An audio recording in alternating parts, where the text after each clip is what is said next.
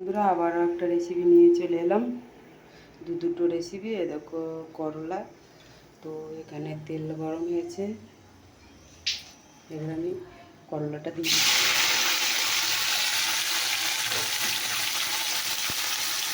আর এখানে দেখো তেল গরম হয়েছে, দেখো পটল আর আলু কাটছি। পটল তেল গরম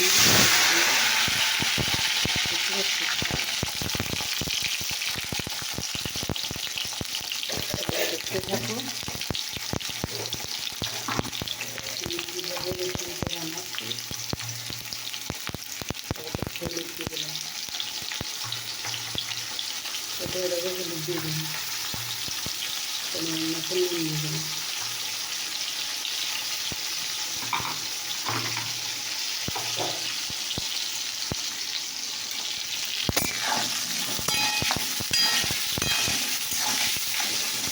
আলুটা কাটতে দেবেন,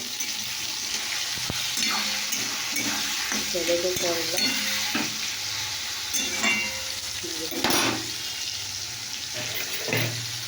থাকো। তো দেখুন বন্ধুরা, পটল আমার ভাজা হয়ে গেছে। তো এদিকে গরম মশলা দিলাম আর তেজপাতা দিলাম। এদিকে আলু টমেটো কাটা আছে। তো তেলের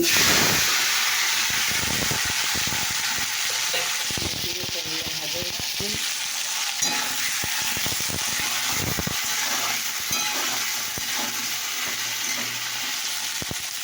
দেখতে থাকুন, এদিকে হচ্ছে করলা ভাজা।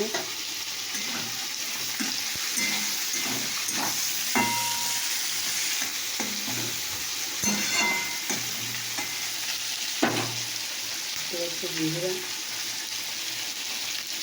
তোমরা দেখতে থাকো।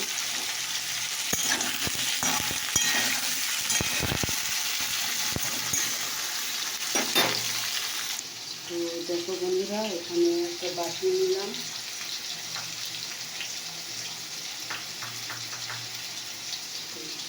দেখো প্রথমে হলুদ দিলাম, তারপরে জিরে দিলাম,